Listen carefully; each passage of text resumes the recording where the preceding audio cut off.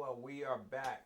How are you, Miss Susie? I'm well. Good to see you, as always. Yeah, that other episode was a lot of fun. Oh, I man. enjoyed that. I'm still thinking about it. I don't know. That was, you put me through the ringer, let me tell you. Well, you came out all right. like a real trooperette. I'm learning from you. I'll tell you. Once again, in keeping with the theme of these last episodes, the author we're going to talk about in this episode is Edward P. Jones. P stands for Paul. And believe it or not, Edward Jones is my first cousin. That's really cool. I will give you a little synopsis of him. Edward Paul Jones is an American novelist and short story writer. His 2003 novel, The Known World, received the Pulitzer Prize for Fiction and the International Impact Dublin Literary Award. He was even on the Oprah Winfrey Show when he won the Pulitzer. That's amazing. I've known Edward since time immemorial, and he was always considered a very, very bright kid. In my family, that didn't take a lot, but we kind of looked up to him for his academic prowess, because at the time he was being considered bright. They were just looking at me going, I don't know. But you're so extremely intelligent. It just manifests in different ways, I guess. It took a minute for me to catch up to my intellectual and to the creativity, surroundings. I was more of a fun type kid. I like to have fun. I like to play with toys, and I like going outside. Learning to a point was secondary, but I turned that around when I realized that I was going to have to start feeding myself at some point in life. There you go. Survival always does that. We'll give you a little bit of a biography. Would you read the biography, Miss Susie? I'd be happy to. Edward Paul Jones was born and raised in Washington, D.C., and educated at both the College of the Holy Cross and the University of Virginia. His first book, Lost in the City, is a collection of short stories about the African-American working class in 20th century Washington, D.C. In the early stories are some who are like first-generation immigrants, as they have come to the city as part of the Great Migration from the rural South. Now, I had the pleasure of watching him at Queens College. He gave a little talk and a little reading. What you have to realize about America back then for a lot of the Southern blacks, there wasn't much opportunity in the South, so they began to migrate north. Some got as far as D.C. and felt that was, an adequate environment to settle down. There were a lot of government jobs, and when I say government jobs, I'm not talking about senators or congressmen. I don't know if anyone had watched the movie The Butler. They were service jobs. Right. A lot of them became porters on the railroad because the trains were and still is a very big part of transportation in Washington. So a lot of them got the porter jobs and stuff. And those were considered good paying jobs. Yeah. And his stories in this book, although fictional, depict a lot of that period. Because he's older than I am, and he remembers a lot more of that period than I do. And the fact that I was born and raised in New York, it's two different dynamics going on there. But the writing was so visceral and so engaging that the characters came to life. And that's what writing in its essence is about. Is bringing the characters to life, making the reader or the audience believe in these people, connect with these people. And I would think characters who are also marked by life. Like he's writing about these characters who have something to share, a time in... That's very good, marked by life, because in that essence, they were. Of course. They were. Yeah. And for as harsh, and a lot of the stories, for as harsh as the outside situation was, the internal politics within these groups were harsh. Right. Because in any society, whether it is a structured society or a subsect of that structured society, there's going to be a hierarchy.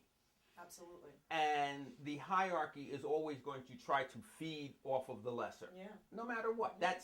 That's human nature. We can't get away from that. We like to think of ourselves as better, but this is what a writer's job is. Yeah. And I'll let you read on a little bit Sure. more before I pontificate. I just feel so good. It's my cousin. Yeah, I'm feeling like, Of course. yeah, you know, Got it. Listen. got some blood here. You gotta milk this one. Only thing I gotta say, I meant to give him a call when I did this. I hope he doesn't sue me. Yeah. Hope he finds out now. Good. Yeah, Thanks, but Ed. I mean, if you're going to sue me, cuz make sure you do it around the time the movie's coming out. There's no such thing as bad publicity. I'm spitting all over. I'm just saying. You'll be the number one Googled person, I'll tell you that. I'm just saying, you know, Oh, getting man. sued by a Pulitzer that's my first cousin, you can't Yeah, beat that. You can't beat it. All right, Ed. Hope you're watching at home. His second book, The Known World, was set in a fictional Virginia county and had a protagonist who was a mixed race black planter and slaveholder. Very interesting. Mhm. It won the 2004 Pulitzer Prize for fiction and the 2005 International, I'm sorry, how did you say that? Impact? Oh, I didn't say that. Oh. That's how I said it. Because that's how I said it, I didn't say it. I didn't say it. Dublin Literary Award. Okay. Oh man, you kill me.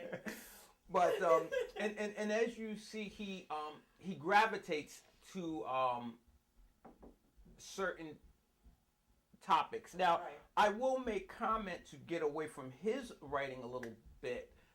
What a lot of people in America do not know is that before slavery became an institutionalized thing, Mm-hmm. prior to that, slavery was you were an indentured servant, Right. and it covered all races. Yeah. And up until institutionalization, the institutionalization of slavery, there were some blacks who owned slaves. There were some blacks who held office. It wasn't until it became an institution where, okay, these people are going to work for free, and that's the way it is, Right. did it formulate into what basically a lot of the historians say about it. But this being a history show, if you're going to dig, break the bedrock, people, because history is underneath it. You digging for oil. You hit a rock. They pop that drill out, put another one in, and keep on drilling. Ooh. This is history. That just got like Yeah, okay. all in that. Okay. Okay, and All right. we can go on with the third book. To be honest with you, I didn't know he had these many books. I thought he was just going around on that one He was book. milking the Pulitzer Prize one. That's what I thought. No, look, hey, okay, how many of you out there have family? And how many of you like just stay that contacted and, you know, all up in their business? And generally families who do that fight a lot. Yeah, of course. I'm just saying, me and my cousin have never had a foul word. Because we don't stay all connected up in each other's business no, like that's that. usually the healthiest way. But I will be calling him today, letting him know we did this show on him. Oh yeah. I hope he doesn't ask me for any money because he is that type of guy. Well, he won a Pulitzer Prize. He has the right.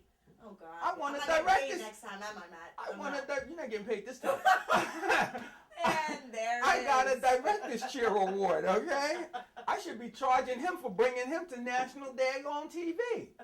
Okay? He might get another shot at Oprah. Jeez, get up there on OWN or something. You better get on there. Excuse me? Yeah. Yeah, well, you're right. Yeah. We want Actually, I that's what was we thinking want. about that, but let's get back to Edward. Okay, Let's sorry. get back to This is Edward. about Let's Ed. do his third. Let's About do his Ed. third. Okay. Jones's third book, All Aunt Haggard's Children, was published in 2006. Like Lost in the City, it is a collection of short stories that deal with African Americans, mostly in Washington, D.C. Several of the stories had been previously published in the New Yorker magazine. The stories in the book take up the lives of ancillary characters in Lost in the City.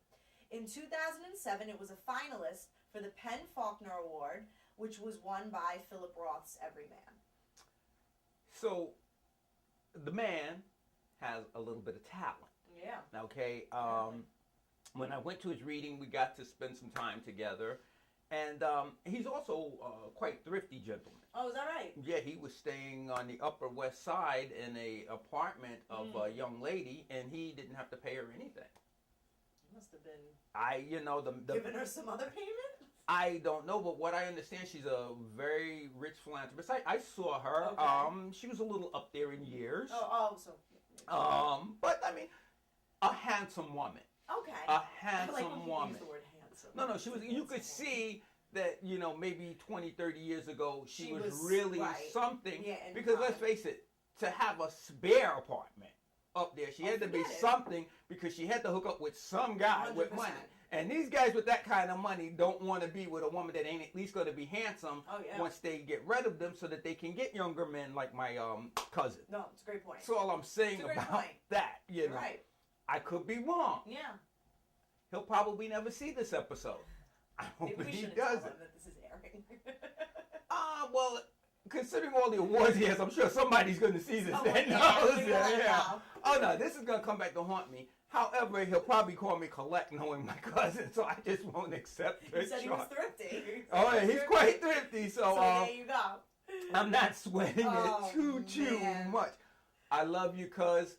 I would not be doing this. This is definitely coming from family time love. Oh yeah. Okay, absolutely. and like I said, I have a couple of awards. In fact, I was the finalist in the McDonald Literary contest back in the late, I think it was like 1980 something, 86, That's 87. incredible. I feel like I learned a lot about you on the show. Yes, and I was a finalist for one of my poems, and I quite enjoyed it. Absolutely. And like I said, we have no music this week. Our musician had to step away. We're so sorry.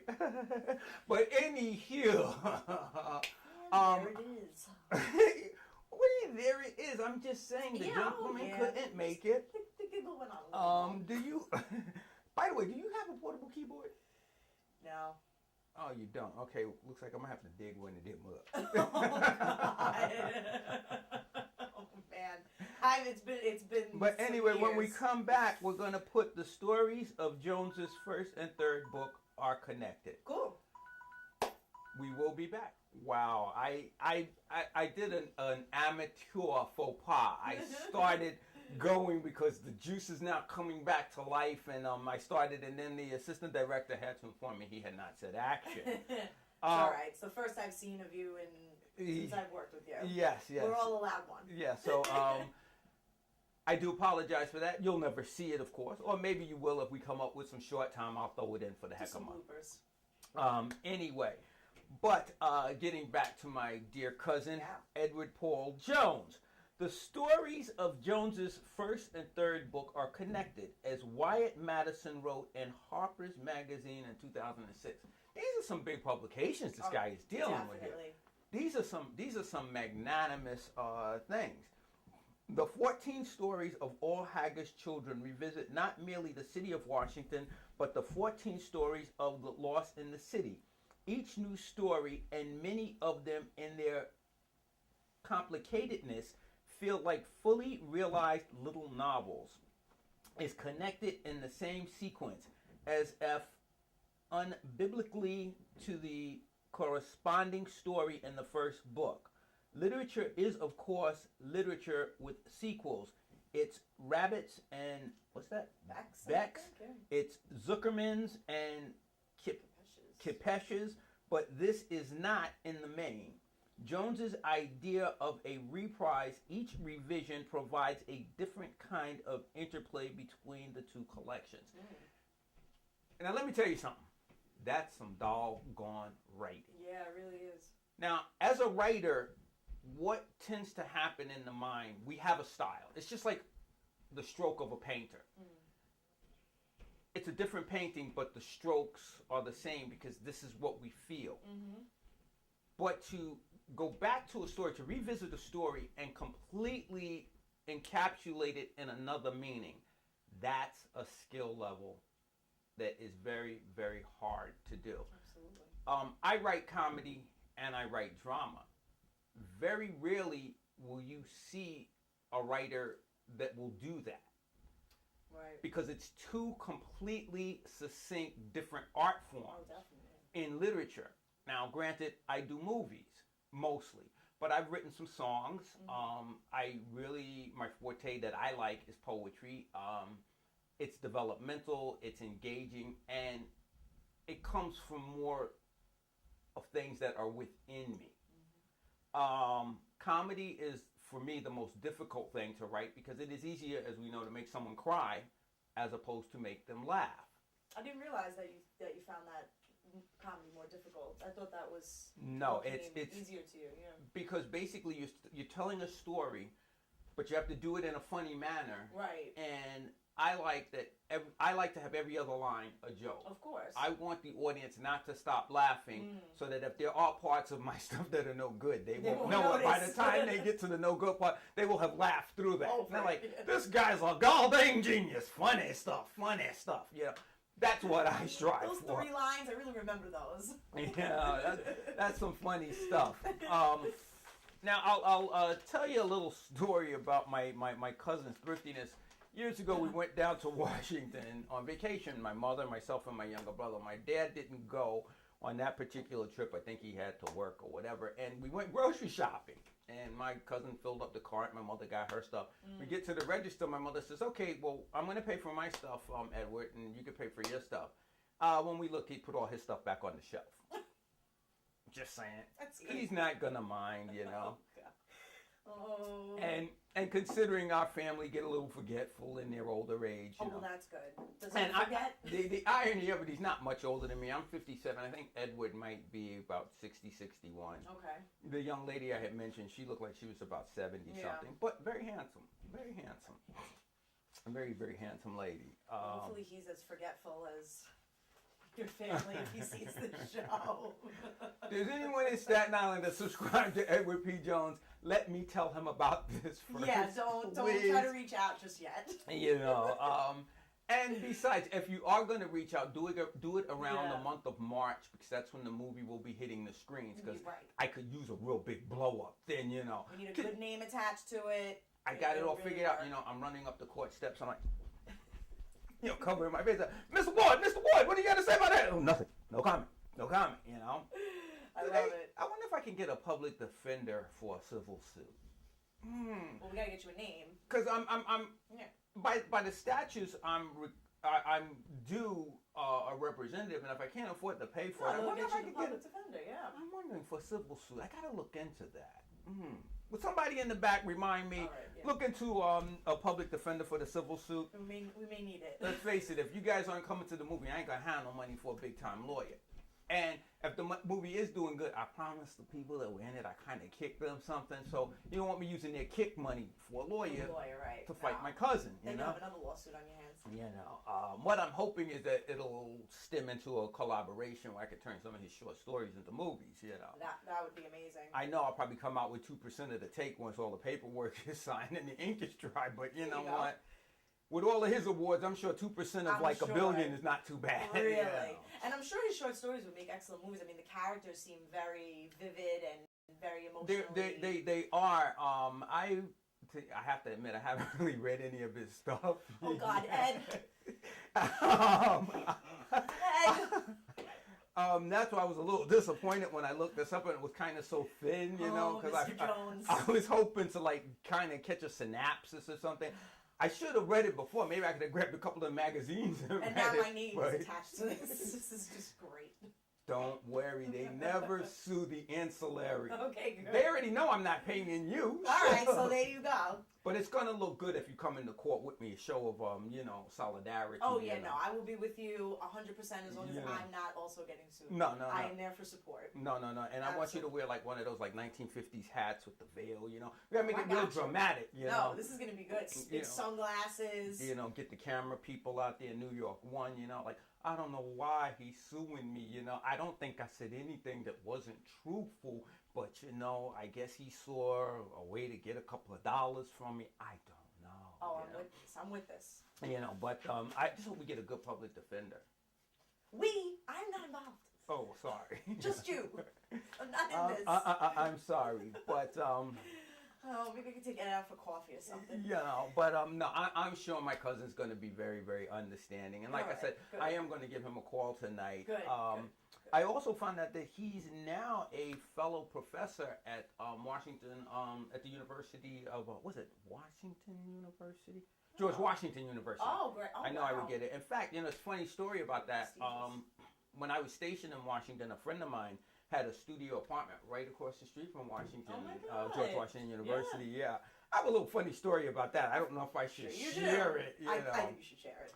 Well, I'm at the apartment one day because he and I, we, in the Navy, we kind of close. And if a gentleman has an apartment where you can take young ladies off base, and if he's a bud of yours, you're lucky, And I'm just looking out the window, and then I see this very attractive lady outside. So naturally, I beeline down the steps, And when I met her, she's very attractive, but she one of her legs were a little shorter than the other one, But she was so attractive, I said, what the heck, I threw my vanity to the side. Okay. And we ended up having a very nice time. And that's all you're going to say about that? And we had a nice time again. You ever see the Seinfeld end? Yada, yada, yada. Yeah, well, like I said, reality for me is not good. I've had an interesting life. I know, and we all want to hear about it. But put it this way: if that apartment could tell stories today, and what happened, how we lost it, the building went co-op, and that was back in the early days when, in fact, his cousin owned the apartment. His cousin got married and bought a big house and turned the apartment over to him. Wow. So we left there, and I ended up going to Crystal City, Virginia, which was another nice place. But unfortunately, I moved in with someone, so there was no more running outside picking up ladies standing at bus stops. No, she had you on lock. Yeah, that pretty much put a kibosh on that. Yeah, that ended that. But let me, to clarify things, when I was stationed in Washington, there was an imbalance ratio between males and females. There were 7 women per 1 male.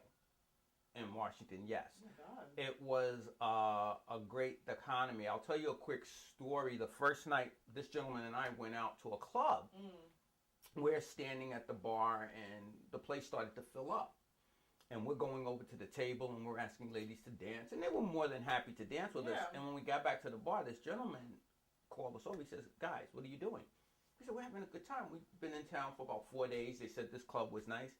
He said, but what are you doing? We said, he says, look at the bar. So we looked down the bar, and it was about 20 guys at the bar. He said, now look out there. And every single table with 3 to 4 ladies sitting at it. And he said, you see this bar? This is all the guys coming in here tonight.